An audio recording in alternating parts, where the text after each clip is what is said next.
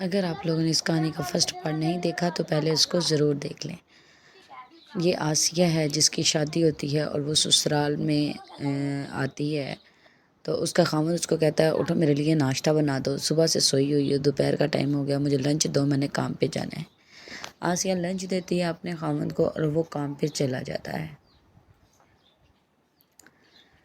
جب اس کا خاوند کام پہ چلا جاتا ہے تو اس کی ساس کہتی ہے آسیہ آپ کو نظر نہیں آتا اتنے برتن پڑے ہیں، جاؤ پہلے وہ دھو دو۔ تو آسیہ برتن دھونے آ جاتی ہے۔ وہ بیچاری چپ کر کے اپنے کاموں میں مصروف رہتی ہے کہ کوئی بھی اس کو بات نہ کرے اور وہ سارے کام کر دے۔ خاوند بھی اپنی ماں کی باتوں میں آتا ہے اور اپنی ماں سے کہتا ہے اس سے خود ہی کام کروا لینا، میں تو جا رہا ہوں کام پہ۔ اتنا کہنے کے بعد وہ چلا جاتا ہے۔ اس کی ساس جو ہوتی ہے آسیہ کی، وہ اس پہ بہت زیادہ ظلم کرتی ہے۔ چھوٹی عمر ہونے کی وجہ سے اسے رشتوں کی صحیح سمجھ نہیں ہوتی۔ وہ تھوڑی دیر کے لیے برتن دھونے کے بعد لیٹتی ہے تو اس کی ساس آ جاتی ہے تو اس کو کہتی ہے نے کیا کیا ہے ابھی تک۔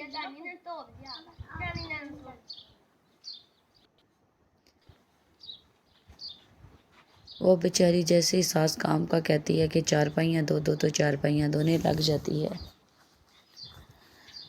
وہ اپنے سسرال والوں کا ہر ظلم برداشت کرتی ہے کہ وہ اپنا گھر بسا سکے۔ چھوٹی عمر ہونے کی وجہ سے اس کو اتنی سمجھ نہیں ہوتی کہ وہ کون سا کام کیسے کرے۔ وہ ہر کام میں غلطیاں ہوتی ہیں تو اس کی ساس کو ہر ٹائم بولتی رہتی ہے کہ یہ صحیح سے کرو، یہ نہیں کیا، یہ کرو، وہ کرو۔ ابھی بیچاری چارپائیاں دھوتی ہے تو اسے اپنے ناشتے کا کہہ دیتی ہے کہ میرے لیے ناشتہ بناؤ۔ وہ بیچاری پھر ناشتہ بناتی ہے اور منہ میں بڑبڑاتی ہے کہ اللہ تعالیٰ نے ہماری غربت کا صحیح امتحان لیا ہے۔ اپنے ماں باپ کے گھر غریب ہونے کی وجہ سے میری شادی چھوٹی عمر میں کر دی گئی، تو اب آگے ساس کے تانے شکنے اور بہت زیادہ ظلم بیچاری برداشت کرتی ہے۔ وہ 7 روٹیاں بناتی ہے اور 7 منہ میں بڑبڑاتی ہے۔ روٹی بنانے کے بعد وہ اپنی ساس کو کھانا دیتی ہے تو ساس کہتی ہے یہ کھانے کی جلا ہوا کھانا، یہ اس طرح کی روٹیاں تمہارے ماں باپ نے سکھائی ہیں۔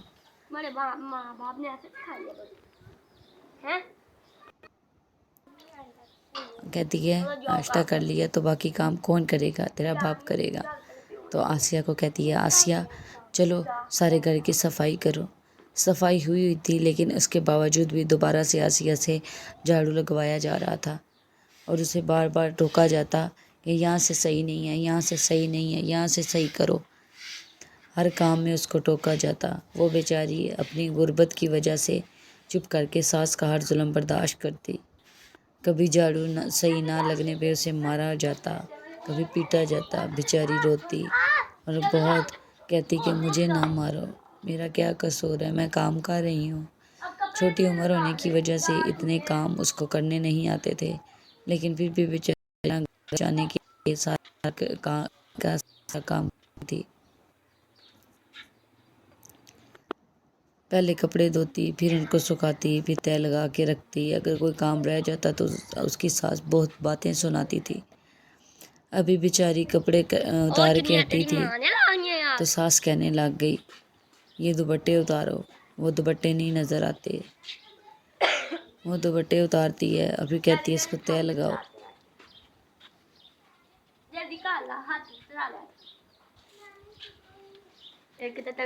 اگر وہ صحیح تہہ نہ لگاتی تو اس کے گلے میں دوپٹہ ڈال کے اس کو کھینچتی، اس کو مارتی، اس کو گھسیٹتی۔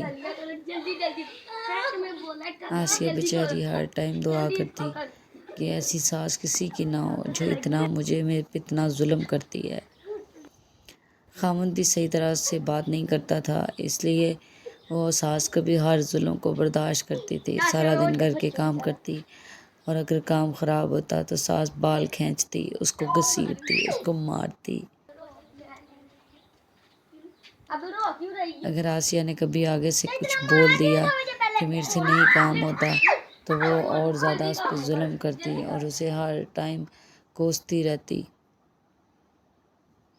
تھوڑی دیر آسیہ بیٹھی تھی کہ وہ کہتی ہے میرے سے کام نہیں ہوتے تو اس کی ساس نے جوتا اٹھایا اور مارنا شروع کر دیا۔ اور اتنا مارا کہ بیچاری بہت روئی، لیکن اس کو کسی بھی ٹائم سکون نہیں تھا۔ کبھی بیچاری کام کرتی، کبھی کپڑے دھوتی، کبھی صفائیاں کرتی، کبھی تپڑیاں پھیرتی، کبھی جھاڑو پونچھا، ہر ٹائم کاموں میں اس کی زندگی مصروف رہتی تھی۔ ساس طرح طرح کے ظلم کرتی اس پر کہ کسی طرح وہ گھر سے چلی جائے۔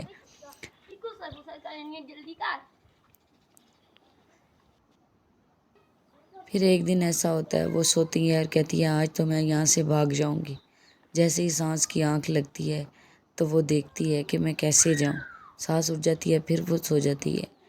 جیسے ہی دیکھتی ہے کہ اس کی ساس سو رہی ہے تو آسیہ جوتا پہنتی ہے اور کوشش کرتی ہے کہ جلدی جاؤں، تو وہ بیچاری یہاں سے چلتے گر جاتی ہے۔ پھر اٹھتی ہے اور یہاں سے نکلتی ہے اور بھاگ جاتی ہے۔ جیسے ہی صبح ہوتی ہے تو کیا دیکھتی ہے، اس کی ساس اٹھتی ہے تو کہتی ہے یہ کہاں چلی گئی ہے۔ کبھی اس کو ادھر دیکھتی ہے، جوتا پہنتی ہے اور دیکھنے چلی جاتی ہے۔ اس کی ساس ہر جگہ اس کو دیکھتی ہے، کچن میں دیکھتی ہے، کہتی ہے آج تو چولہا بھی نہیں چل رہا، آسیہ کہاں چلی گئی ہے۔ کہتی ہے پتہ نہیں کہاں چلی گئی ہے، ہماری جان چھوٹی۔ تھوڑی دیر بعد ان کے دروازے پہ دستک ہوتی ہے۔ وہ دروازہ کھولتی ہے، دیکھتی ہے کہ آسیہ کے ماں باپ آ جاتے ہیں اور اس کی بہن ایرا اور انابیہ ساتھ آ جاتی ہیں۔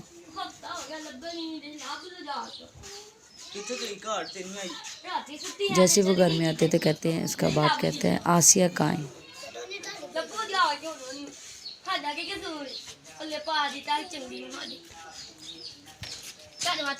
اس کی ساس کہتی ہے مجھے نہیں پتا، وہ تو ایک ہفتے سے یہاں سے جا چکی ہے، مجھے نہیں پتا کہ وہ کہاں چلی گئی ہے۔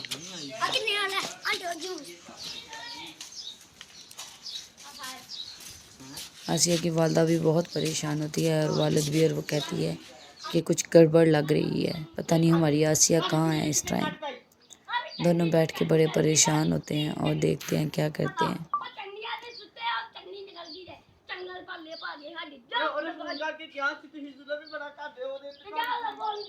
اس کی ساس کہتی ہے پتہ نہیں کہاں چلی گئی ہے، مجھے نہیں پتا۔ اس کے والد کہتے ہیں آسیہ کہ کہاں گئی ہے ہماری بیٹی، کہاں چھپایا ہے تم نے، صحیح بتا دو ہماری بیٹی کو، ہم ڈھونڈ لیں گے۔ کہتے ہیں چلے جاؤ یہاں سے، یہاں نہیں ہے وہ رہتی، چلی گئی ہے وہ یہاں سے گھر چھوڑ کے۔ یہ کہنے کے بعد آسیہ کی ساس دھکے مار کے اس کے والدین کو گھر سے باہر نکال دیتی ہے۔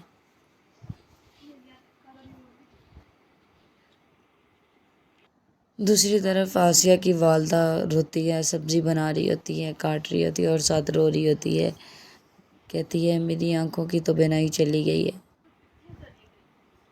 آسیہ کو گئے ہوئے 2 سال گزر گئے۔ آسیہ کا کچھ پتہ نہیں کہ وہ کہاں چلی گئی۔ ساس روتی ہے اور اللہ سے دعا کرتی ہے اللہ میری آسیہ کو لوٹا دے، میری آسیہ کہاں چلی گئی ہے، ایک بار تو وہ میرے پاس آ جائے، میں کبھی اس کو جانے نہ دوں یہاں سے۔ اللہ تعالیٰ سے فریاد کرتی ہے اور ساتھ روتی ہے۔ کچھ دیر بعد دروازے پہ دستک ہوتی ہے اور دیکھتی ہے۔ کچھ دے دو، 10 دن سے کچھ نہیں کھایا میں نے۔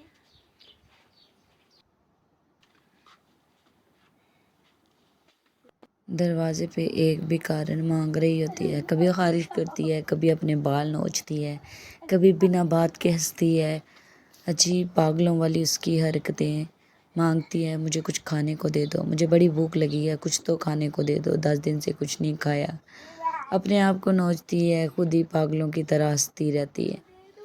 تھوڑی دیر بعد آسیہ کی والدہ اٹھتی ہے اور کہتی ہے دروازے پر آواز آ رہی ہے بھکارن کی، تو میں اس کو کچھ دے آؤں اور اسے کہوں میری آسیہ کے لیے دعا کرنا، شاید وہ مجھے مل جائے۔ وہ دروازے پہ جاتی ہے اور کہتی ہے کیا چاہیے بھکارن کو۔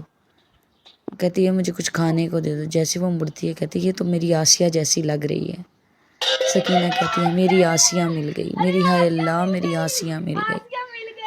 وہ ہنستی بھی ہے، روتی بھی ہے، اللہ کا شکر بھی ادا کر رہی ہوتی ہے کہ یہ میری آسیہ ہے، لیکن پریشان ہوتی ہے کہ آسیہ کی ایسی حالت، اتنی بری حالت، 2 سال کے بعد 2 سال تک آسیہ کہاں تھی، میری آسیہ کہاں چلی گئی تھی۔ اسے پوچھتی ہے آسیہ تم کہاں چلی گئی تھی۔